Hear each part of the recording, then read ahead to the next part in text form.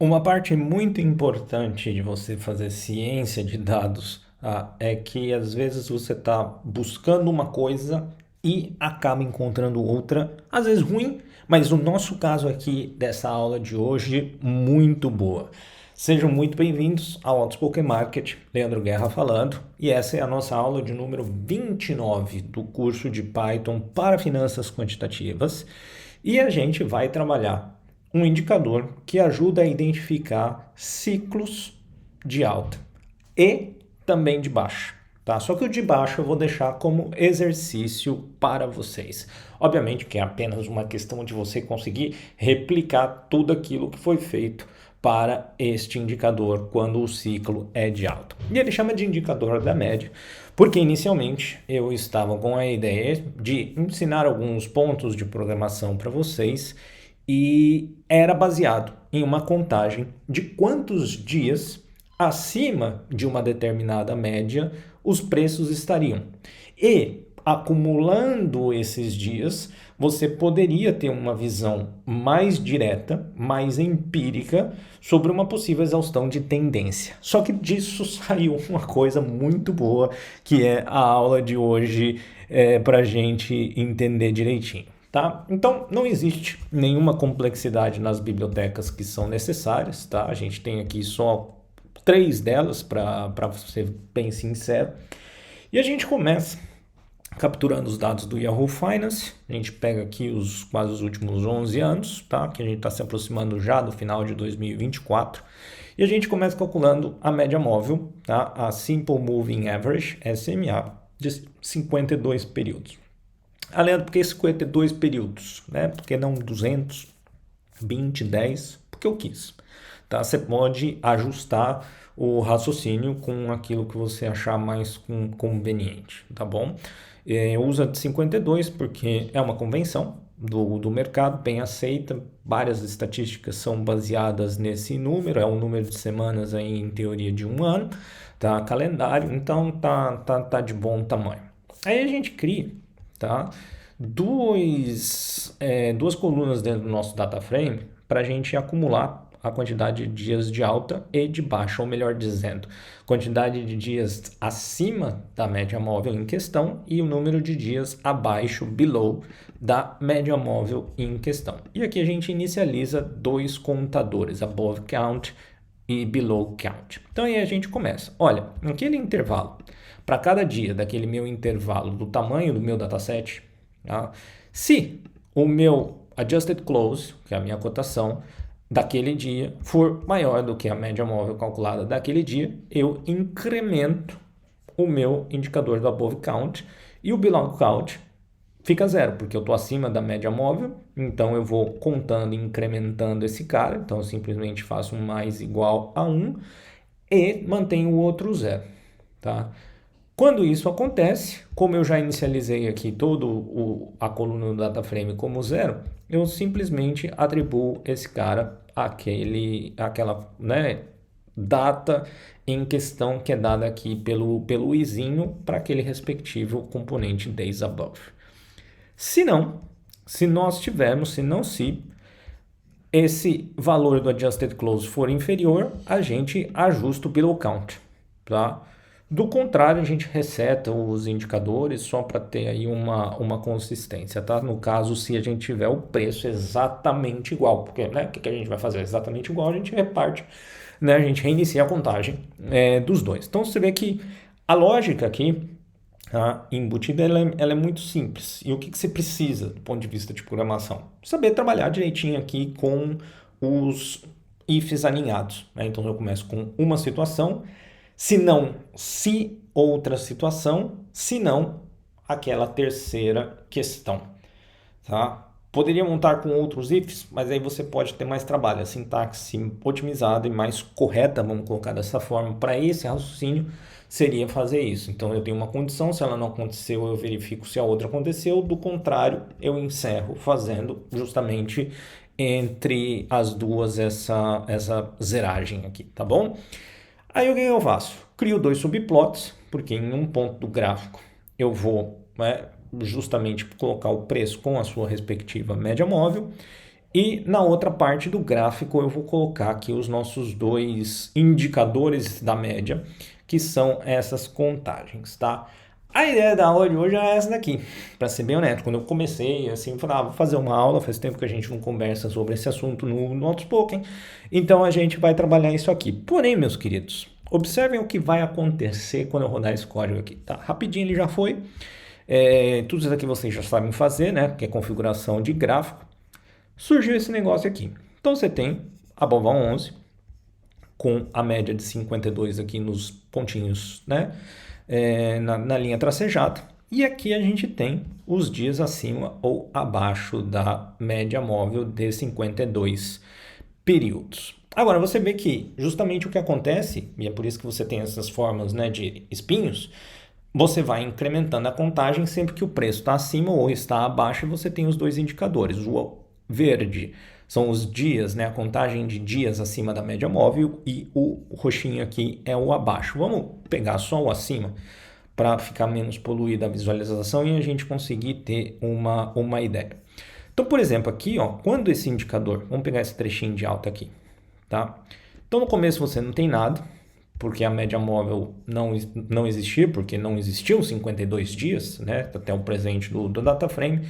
Aí ela começa a ser formada aqui no 18 de março. Como o preço estava acima, você vê que a partir do 18 de março aqui ele começa a incrementar. Então você está vendo aqui no rollover do mouse, eu estou aqui em 4 de abril de 2014 e tem um 10 ali no gráfico, na indicaçãozinha do rollover do Plotly, certo? Que significa então que 10 dias se passaram e eu estou acima da média móvel, que foi o que aconteceu aqui, certo? Então esses 10 dias se passaram, você vê que eu subo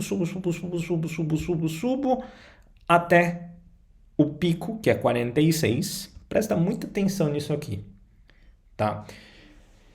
Por quê? Porque todo mundo, todo aluno que me pergunta alguma coisa, uma das perguntas alguma vez na vida desse aluno, como sendo um mentee do Outspoken Market, ele pergunta, Leandro, qual que é a coisa ótima para fazer tal coisa? Qual que é o melhor modo de fazer tal coisa? Como que você descobre tal coisa?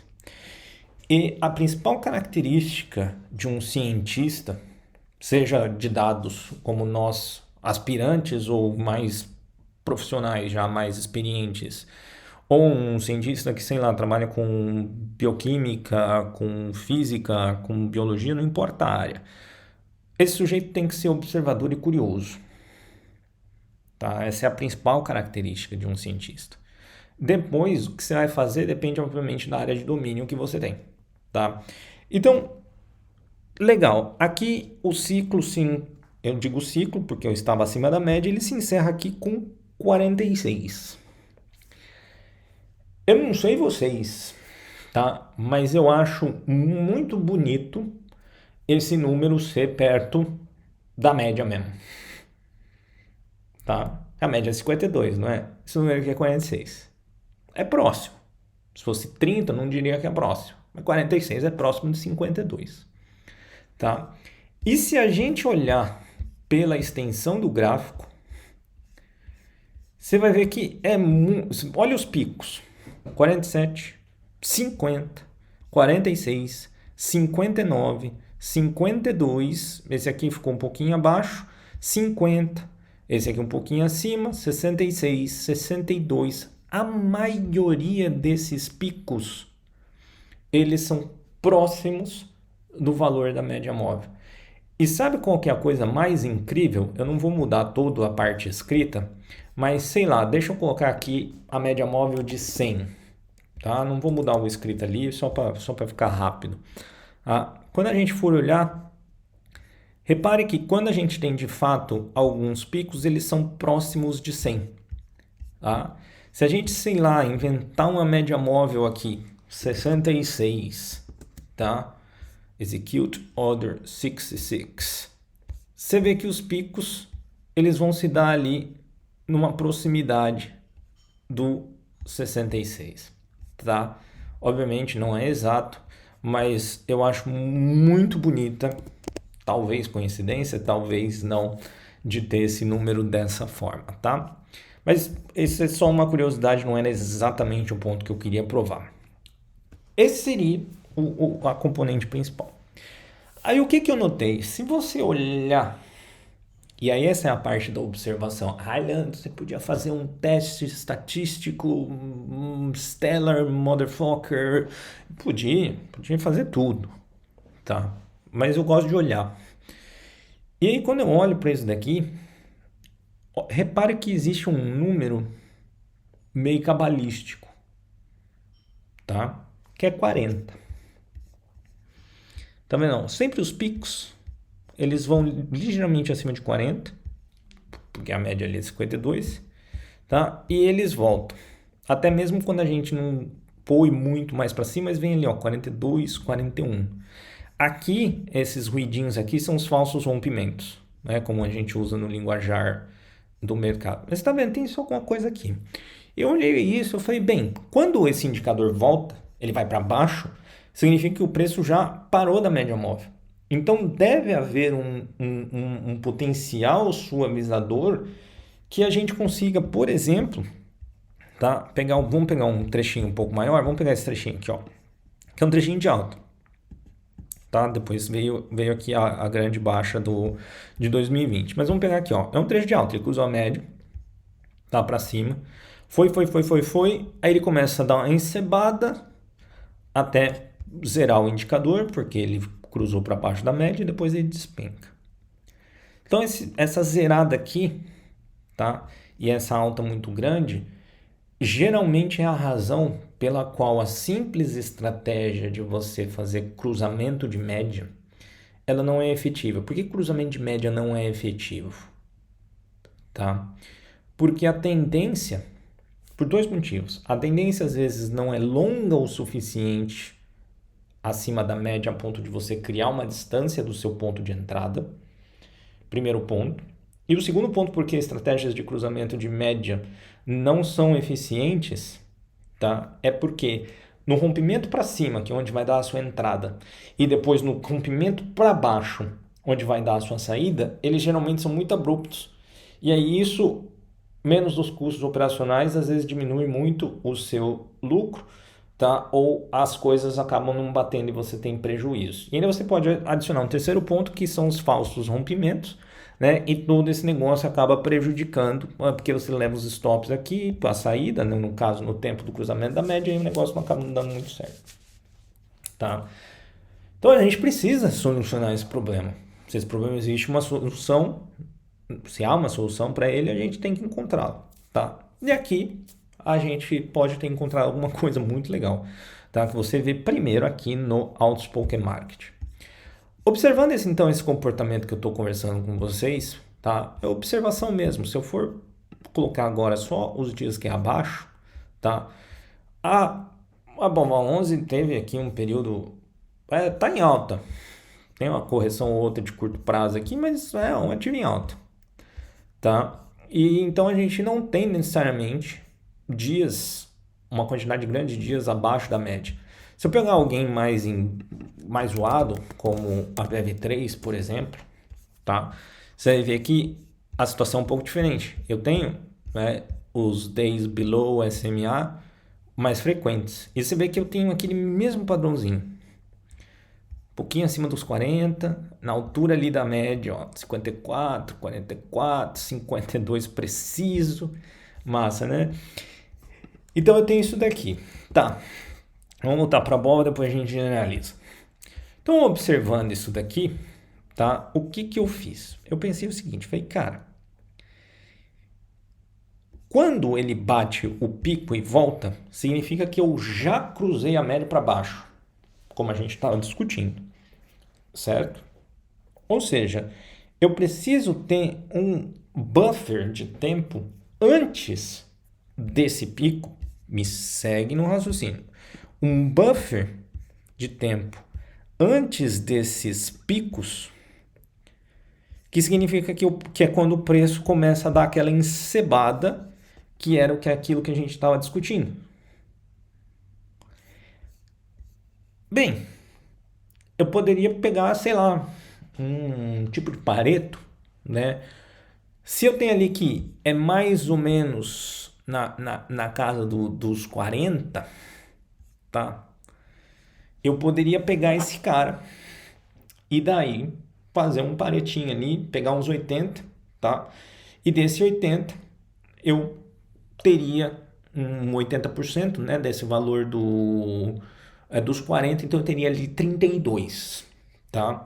Ou eu poderia pegar os 52 e pegar alguma coisa ali, tá? Um paretinho de 80% de 52 vai dar ali aproximadamente 41 e alguma coisinha, tá? Se eu faço alguma coisa, tá?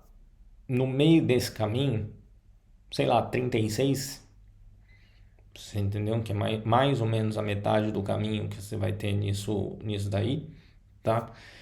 Olha que legal. E aí você pode variar um pouquinho para cima, para baixo, tá? Esse 36, como eu disse, é empírico, tá? O que que eu fiz? Eu falo, bem, Python, me pinta de vermelho o gráfico do preço toda vez que eu tiver a minha contagem de dias acima de 36. Eu quero ver o que que acontece, tá? Agora, pessoas, olha que lindo, tá? Por que que deu errado esse caramba aqui? NumPy is not defined. Oh, Jesus. Então, import NumPy as np. Vamos lá, voltando aqui. Esqueci de importar o NumPy ali. Tá? Olha que tesão, pessoas. Sempre pegando os dias acima da média, que é o nosso exemplo da aula. Convido vocês têm que praticar, afinal de contas vocês estão estudando finanças quantitativas com Python, vocês precisam pôr a mão na massa, então não apenas reproduzir o código da aula, mas também pensar em coisas novas. Eu deixo você fazer esse exercício aí da baixa. Mas olha aqui, com essa contagem, tá, de padaria que a gente fez, a gente pega todo santo finzinho de tendência. Mesmo que depois ele não necessariamente engrene numa queda enorme, tal qual nós temos aqui na crise de 2020, mas bicho, se você comprou no cruzamento, você fala, eu vou sair quando? Né? Vou ter aquele problema de tomar aquelas puxadas de baixo no cruzamento da média, perco todo o lucro que eu tive na subidinha da média, né? É bem chatinho isso de acontecer, né? Quando acontece. Aqui não, ó, você tem um parâmetro quantitativo de saída. Foda, né? Muito foda, muito legal. Ah, Leandro, isso daí funcionou só com a Bova 11, né? Sei lá, o que vocês querem? YouTube 4? Você entendeu? YouTube 4. Rapaz, não é que é parecido. Vamos botar um YouTube 4 aqui. Meu Deus! Agora fala que é foda ou não é foda?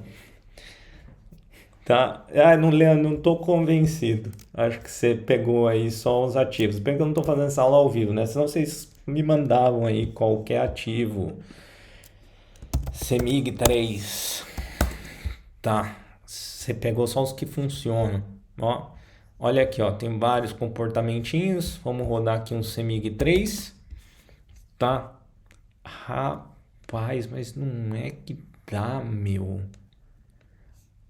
Também não é possível. E se você for ver, pessoas, na baixa aqui também vai dar a mesma coisa, tá? Repara aqui. Ah, como assim, Leandro? Repara aqui. Vamos pegar essas duas baixas aqui da CEMIG, tá? Pega aqui o 36, o dia que aconteceu, 27 de outubro de 2014. Então ele entra abaixo da média aqui no dia 2 de... no dia 5 de setembro. E quanto que eu falei que era? Que eu já esqueci, memória de peixe. Tá? Pegar aqui 36, 27 de outubro, né? Ó, 27 de outubro onde é? Aqui. Depois o preço não ficou de lado. Ia dar certo, né? Vamos pegar esse granão aqui. Esse daqui ele ficou 97 dias abaixo da média.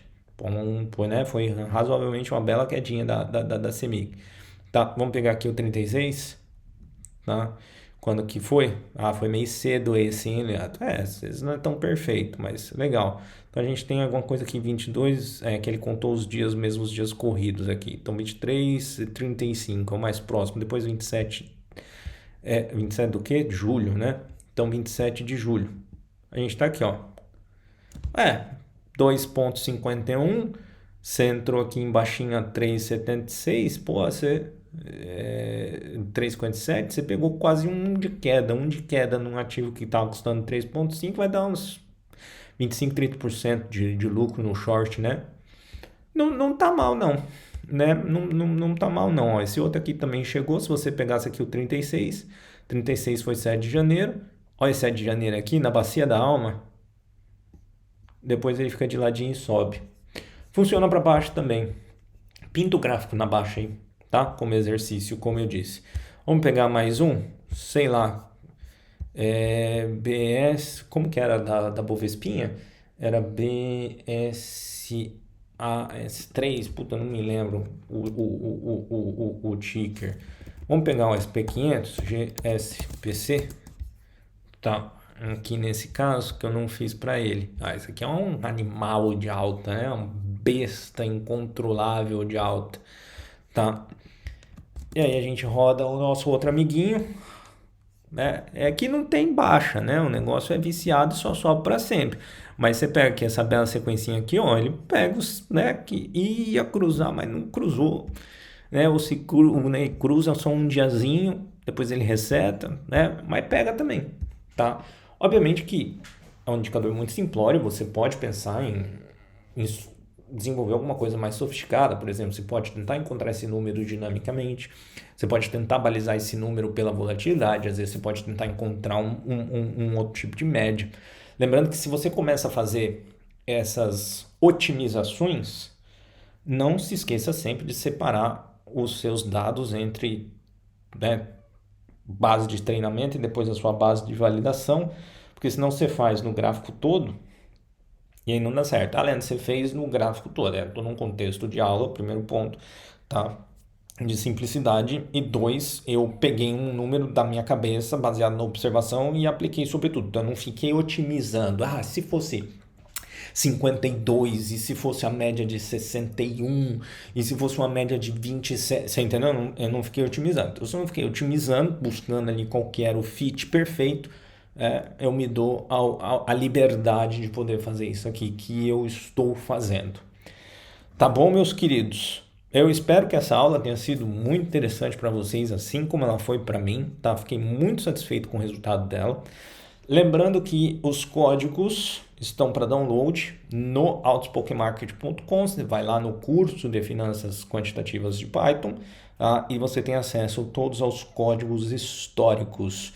Beleza, meus queridos? Um grande abraço para vocês. Vocês sabem onde me encontrar. Fiquem com Deus e a gente se vê numa próxima aula. Tchau, tchau.